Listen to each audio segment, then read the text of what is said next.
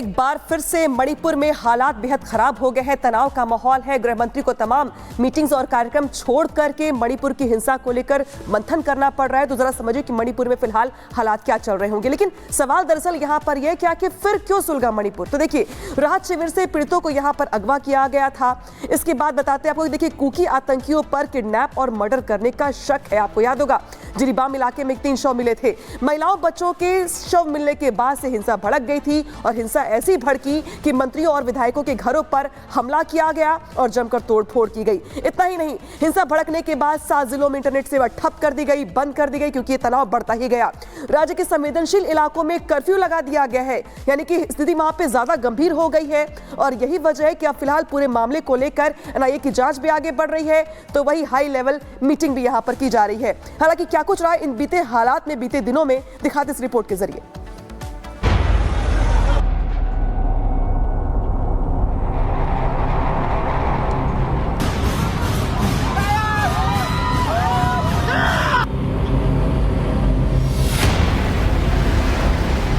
मणिपुर में फिर बिगड़े हालात। हिंसा के बाद सियासत में भी उथल-पुथल। मणिपुर में हालात एक बार फिर तनावपूर्ण हो गए हैं।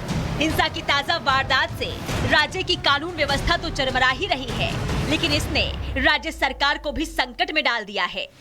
दरअसल राज्य सरकार को समर्थन दे रही नेशनल पीपुल्स पार्टी यानी एनपीपी ने बीजेपी सरकार से अपना समर्थन वापस ले लिया है, जिसके बाद हिंसा के बाद आग में झुलस रहे मणिपुर का सियासी तापमान भी बढ़ गया है। मणिपुर में 1 साल से ज्यादा समय से कुकी और मैतेई समुदाय के बीच टकराव की वजह से हिंसा चल रही है। मैतेई समुदाय के कुछ लोगों की हत्या के बाद हिंसा की ये आग एक बार फिर तेज हो गई है, जिसके बाद नेशनल पीपुल्स पार्टी ने मणिपुर की बीजेपी सरकार से समर्थन वापस ले लिया है। एनपीपी ने कहा है कि बीरेन सरकार हिंसा से प्रभावित राज्यों की स्थिति को सामान्य करने में पूरी तरीके से नाकाम रही है। बीजेपी को लिखे अपने पत्र में एनपीपी ने लिखा है कि मणिपुर में स्थिति और बिगड़ गई है, जिसकी वजह से अब वो राज्य सरकार के साथ काम नहीं कर सकती। Things are going from bad to worse. That is the thing. But this does not mean, I'll say that, this does not mean that the party is not ready to help whichever government, that is the BJP government and the BN or anybody else, if they want our assistance in restoring normalcy in the state in whatever form, the party will definitely be provide the assistance. हालांकि NPP के समर्थन में वापसी की वजह से फिलहाल BJP के एन बीरेन सिंह की सरकार पर फिलहाल कोई संकट नहीं है। मणिपुर की 60 सदस्य विधानसभा में एनपीपी के 7 विधायक हैं। विधानसभा में बीजेपी के पास अपने कुल 37 विधायक हैं, जबकि करीब 13 विधायकों का समर्थन भी सरकार के साथ है। मतलब 60 में से करीब 50 विधायक सरकार के साथ खड़े हैं, जिससे एनपीपी के समर्थन वापस के बाद भी सरकार की सेहत पर कोई असर नहीं पड़ेगा। भले ही एन बीरेन सिंह सरकार मजबूत है, लेकिन हिंसा की वारदात और एनपीपी के समर्थन वापस की वजह से सरकार पर नैतिक दबाव जरूर बढ़ गया है। मणिपुर में हिंसा की ताजा घटनाओं के बाद केंद्र सरकार भी एक्शन में है। दिल्ली में गृह मंत्रालय में लगातार बैठकों का दौर जारी है। गृह मंत्री अमित शाह। आप देख रहे हैं रिपब्लिक भारत, आपके साथ मैं हूं श्वेता त्रिपाठी। दोपहर के 12 बज रहे हैं। अनामिका सिंह और विवेक भी इस बुलेटिन मेरे साथ मौजूद है। और सबसे पहले बात मल्लिकार्जुन खड़गे की। झारखंड फिर महाराष्ट्र, जिस तरह से जुबानी वार पलटवार का खेल चल रहा है, इसमें सारी मर्यादाओं को ताक पर रख दिया है मल्लिकार्जुन खड़गे ने। योगी आदित्यनाथ पर कटाक्ष करते करते बीजेपी और संघ को भी इसमें उन्होंने शामिल कर लिया, जिस पर बीजेपी मुखर है और उनकी जहरीली जुबान पर सवाल उठाने में देरी नहीं की। ये खबर सवाल यही उठता है कि क्या चुनावों में उस मर्यादा का ख्याल नहीं रखा जाएगा जिसको बनाए रखने की जिम्मेदारी नेताओं को पर होती है? क्या सारी मर्यादाओं को तार तार कर दिया जाएगा? तो चुनावी गदर मचा है और जुबान पर जहर चढ़ा है। मल्लिकार्जुन खड़गे को सुबह सुबह जब ये आवाजें आनी शुरू हो गई तो लगा कि अब मुद्दे गौण हो गए हैं, अब सिर्फ जहर ही जहर उगलना है। और खासकर बीजेपी और संघ को लेकर उन्होंने जो बातें कही वो आज इस पोस्टर पर चस्पा है कि वोट का चक्कर ऐसा है कि संघ पर जहर उगला जा रहा है।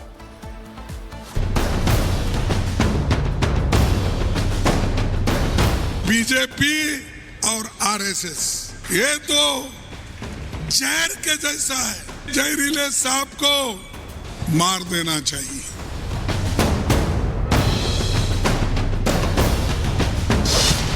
खड़गे का विवादित बयान, जहरीला सांप मारने की बात। तो हमारी पार्टी क्या विचारधारा लेके जहरीली जुबान, खड़गे बेलगाम। हम किसी को टीका नहीं करते, टिप्पणी नहीं। वोट का चक्कर, संघ पर जहर। देश का कांग्रेस संघ बीजेपी पर सवार, सियासत लाल। कभी भगवा पर सवाल उठाया तो कभी यूपी के मुख्यमंत्री योगी को आतंकी के समान बताया। इससे भी नहीं भरा मन तो उगल दिया जुबानी जहर। बीजेपी और संघ की जहर से कर दी तुलना। ये तो जहर के जैसा है। सांप अगर एक बार काटा तो खत्म आदमी होता है। महाराष्ट्र विधानसभा चुनाव के लिए प्रचार अब अपने अंतिम दौर में है। सभी पार्टियां अपनी अपनी जीत का दावा कर रही है और जनता की नजर में दूसरे दल की खामियां गिना रही है। 20 नवंबर को राज्य में वोट डाले जाएंगे, लेकिन मतदान से ठीक 3 दिन पहले खड़गे ने एक बार फिर से भाषा की मर्यादा को तार-तार कर दिया।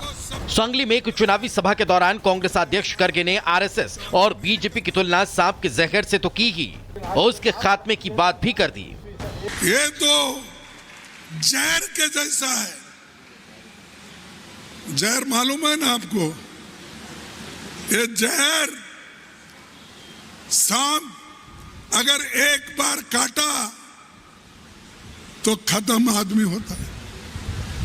जहरीला सांप।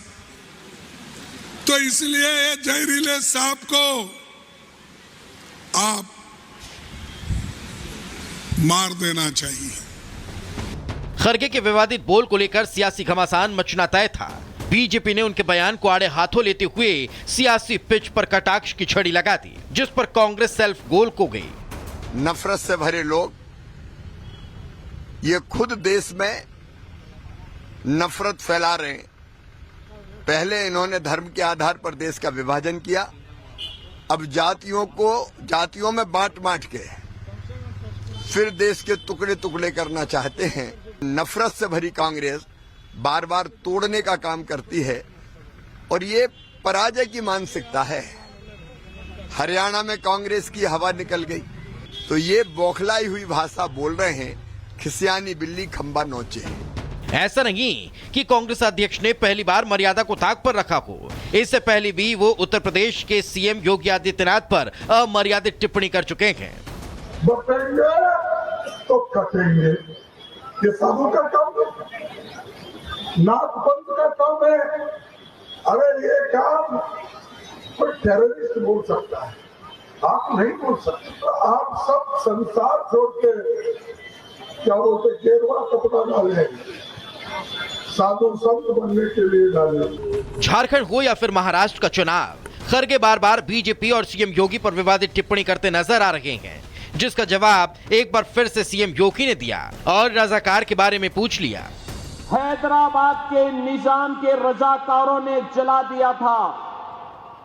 खड़गे जी की मां, उनकी चाची, उनकी बहन उसमें जल करके उनकी दुखद मृत्यु हुई थी। और जब मैं इसी के बारे में कहता हूं कि बटोगे तो कटोगे, तो खड़गे जी को बुरा लगने लगता है। महाराष्ट्र में वोटिंग होने में महज चंद घंटे बचे हैं, लेकिन चुनाव में चुनावी मुद्दों से ज्यादा वार पलटवार के साथ खुद को बेहतर बताने की होड़ मची है। अब देखना होगा कि इस वोट युद्ध में जनता किस मुद्दे को हथियार बनाकर वोट करती है। Bureau report, Republic Bharat. और अब खबरों में आगे बढ़ेंगे और दिखाएंगे आपको साबरमती रिपोर्ट, साजिश पर चोट। जब ऐसे एक पार्टी थी जिन्होंने इस मौजू को और इस घटना को उसको पूरी तरह से नजरअंदाज करके एक और घटना पर ध्यान दिया।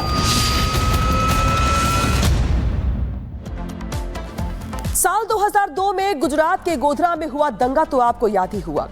एक ऐसा नरसंहार जिसमें हजारों लोग जान चली गई थी उनकी, और इसी वजह से दरअसल जो तस्वीर निकल के सामने आ रही है, उस वक्त प्रधानमंत्री मोदी गुजरात के मुख्यमंत्री थे और ये आरोप लगते रहे पीएम मोदी पर कि उनके ही इशारे पर तमाम लोगों की जो है मौत हुई थी और जो पूरी की पूरी घटना हुई थी, इसको लेकर तमाम सवाल खड़े होते रहे हैं। लेकिन इस बीच साबरमती को लेकर के यहाँ पे एक फिल्म बनाई गई है और इस फिल्म को लेकर के भी अब सियासी घमासान मचता हुआ दिखाई दे रहा है। रिपोर्ट दिखाते हैं आपको।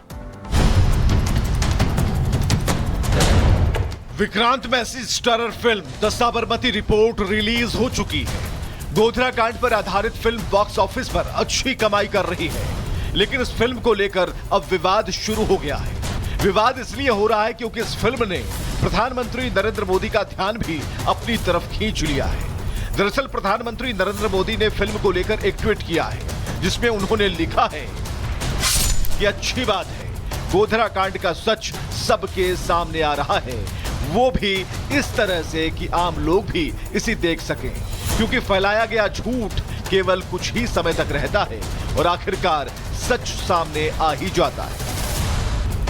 प्रधानमंत्री नरेंद्र मोदी ने जिस सच की बात की है, बीजेपी आरोप पर लगाती रही है कि ये सच कांग्रेस और पूर्व की सरकारों ने अपनी सरकार के समय हमेशा छिपाया।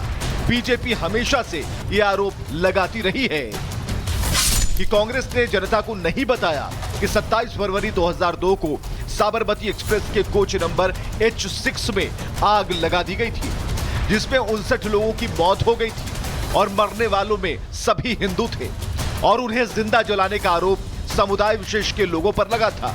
बीजेपी आरोप लगा रही है कि पूर्व सरकारों ने केवल इतना ही लोगों को बताया कि मोदी जब गुजरात के मुख्यमंत्री थे, तब गुजरात में साल 2002 में दंगे हुए थे, जिसमें समुदाय विशेष के कई लोग मारे गए थे। कांग्रेस और विपक्ष की तरफ से प्रधानमंत्री नरेंद्र मोदी पर यह आरोप तभी से लगाए जाते रहे हैं कि वो समुदाय विशेष के विरोधी हैं, लेकिन अब फिल्म के जरिए असली माजरा सामने आ गया। लोगों को बताया जा रहा है कि दंगा ऐसे नहीं भड़का था, 59 हिंदुओं की जान ली गई थी, जिसके बाद बवाल हुआ था। तो अब जब सच्चाई सामने आ रही है तो ये भी कांग्रेस को रास नहीं आ रहा। कांग्रेस अब ये कहकर आरोप लगा रही है कि मोदी जी प्रोपेगेंडा कर रहे हैं। मुझे अफसोस भी होता है और ताज्जुब भी होता है, क्या देश के प्रधानमंत्री का ये स्तर है कि किसी मूवी का प्रोपेगेंडा करेंगे कि इस मूवी को देखना चाहिए?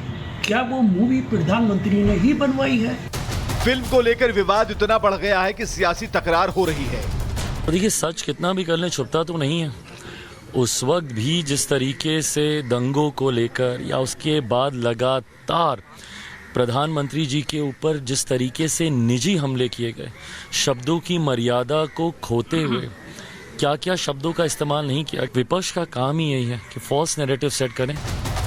जब से यह फिल्म रिलीज हुई है, बीजेपी खुलकर कांग्रेस पर हमला बोल रही है और आरोप लगा रही है कि कांग्रेस ने सालों तक जिस सच को छिपाया वो अब सामने आ रहा है। सच को दबाने की कोशिश की गई, उसको राजनीतिक एक पहनावा पहनाने की कोशिश की गई, उसको राजनीतिक रंग दिया गया कि कितनी देर तक इन लोग जो साबरमती एक्सप्रेस में जिंदा जला दिए गए